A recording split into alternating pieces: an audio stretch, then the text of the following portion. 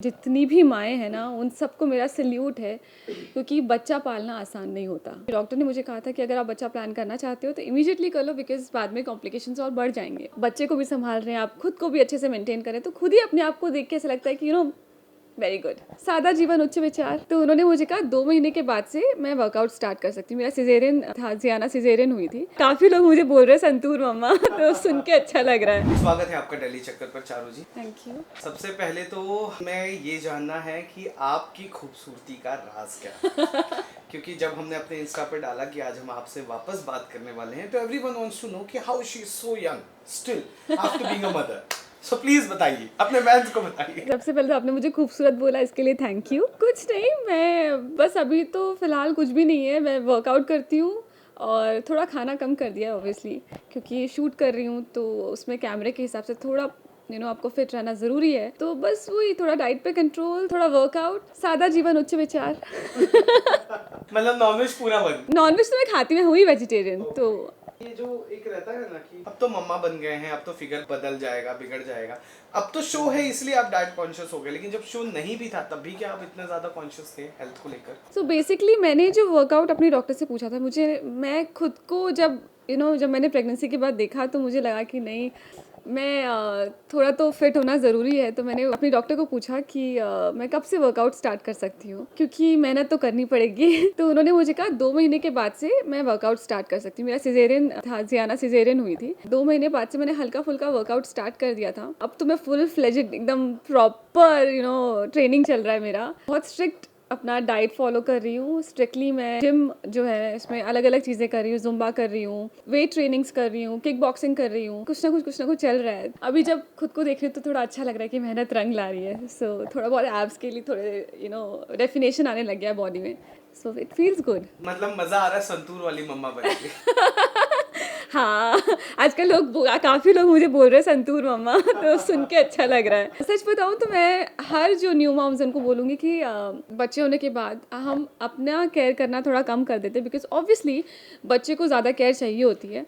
लेकिन अपना केयर करना बंद मत कीजिए, क्योंकि खुद को जब हम देखते हैं ना, तो हम खुद को देख के मोटिवेट होना चाहिए, ऐसा होना चाहिए। जब खुद आपको लगता है कि आप बच्चे को भी सँभाल रहे हैं, आप खुद को भी अच्छे से मेंटेन करें, तो खुद ही अपने आप को देख के ऐसा लगता है कि वेरी गुड। वो फीलिंग कैसा था जब आपको फर्स्ट डे पता चला that you are about to be a mother? Oh my god. So जब मुझे पता चला कि मैं प्रेग्नेंट हूँ, तो उस टाइम के पहले भी 2 साल पहले से जब मेरी शादी हुई थी, तो तब से मेरा था कि मेरी एज मैं इतनी छोटी नहीं हूँ कि मैं वेट कर सकूँ, कुछ साल वेट करके देन मैं बेबी के बारे में सोचेंगे। मैं हमेशा से, मुझे थोड़ा प्रॉब्लम्स भी थे, थोड़े कॉम्प्लिकेशंस थे मेरी बॉडी में। तो मेरी डॉक्टर ने मुझे कहा था कि अगर आप बच्चा प्लान करना चाहते हो तो इमीडिएटली कर लो, बिकॉज़ बाद में कॉम्प्लिकेशंस और बढ़ जाएंगे।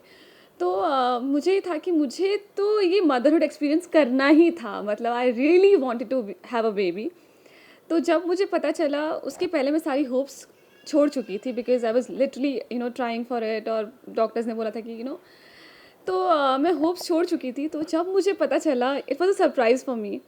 जब मुझे पता चला, आई वाज लाइक मैं तो सातवें आसमान में थी, बहुत खुश थी मैं। मतलब किसी को कोई समझ नहीं पाएगा कि मैं इतना खुश थी मैं, लेकिन मैं एक्चुअली बहुत ज़्यादा खुश थी।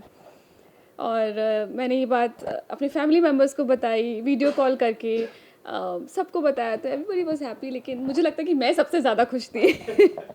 कई बार ऐसा होता है ना कि चाहे आप एक्ट्रेस हो, प्राइम मिनिस्टर हो, प्रधानमंत्री हो, but end of the day वो एक मदर, वो एक आ जाता है अंदर। Of course. तो कितना वो बदलाव आपके अंदर नजर आया?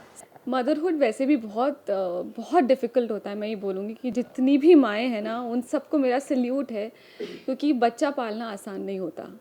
और जब आप एक वर्किंग मदर हैं, तब तो ये और ज़्यादा डिफ़िकल्ट हो जाता है, क्योंकि आप कितना भी प्लानिंग कर लो कि मेरी एब्सेंस में बच्चे के साथ ये होना चाहिए, वो होना चाहिए, लेकिन कुछ ना कुछ ऐसा होगा जो आपने प्लान नहीं किया होगा। मैंने सारी प्लानिंग कर रखी, मैंने घर में कैमराज लगाए, काम शुरू होने से पहले मैंने घर में कैमराज लगाए, मेड्स रखी, सबको समझाया, कई दिन तक उनको ट्रेनिंग दिया कि अगर मैं नहीं हूँ घर में तो किस तरह रूटीन चलना चाहिए ज़ियाना का।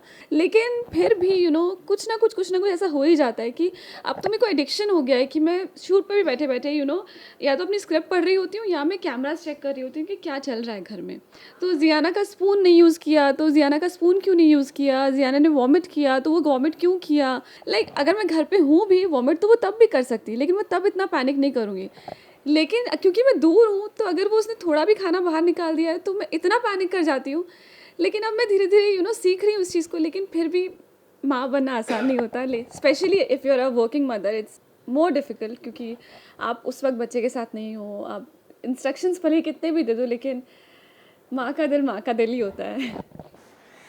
Coming to a professional thing, क्या है, क्या एक्सपेक्ट कर रहे हो, मतलब कैसा एक्ट्रेस बनना है? अगर आप किसी बड़े प्रोजेक्ट, कोई रेफरेंस है कि इस किसी प्रोजेक्ट का अगर मैं हिस्सा बन जाऊँ तो मज़ा आता है? अभी तक ऐसा कुछ तो सोचा नहीं है, लेकिन ये शो मेरा जो आने वाला है फ़िलहाल तो इसी पे वर्क कर रही हूँ। लेकिन इसके बाद पता नहीं, बट अगर मुझे कभी अनारकली या उमराव जान का किरदार निभाने को मिलेगा तो मुझे I would really love to play such roles. Because एक तो मैं कथक की ट्रेन डांसर हूँ, तो मुझे आज तक अपने 13 साल के करियर में कभी भी कथक दिखाने का मौका नहीं मिला है। तो आई वुड रियली वांट कि मुझे कथक बेस्ड कोई रोल मिले जहाँ पे मुझे कथक करने का मौका मिले। और या समथिंग लाइक उमराव जान, Anarkali.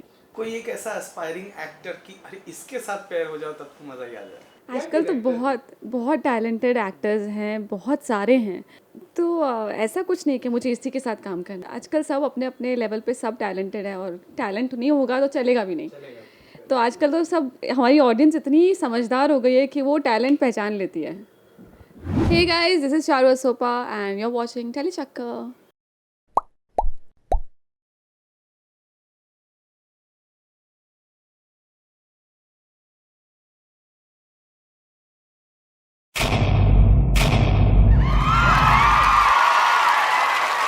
Know all about the Telly world by subscribing to Tellychakka's YouTube channel. Don't forget to hit the bell icon to stay updated to our new videos.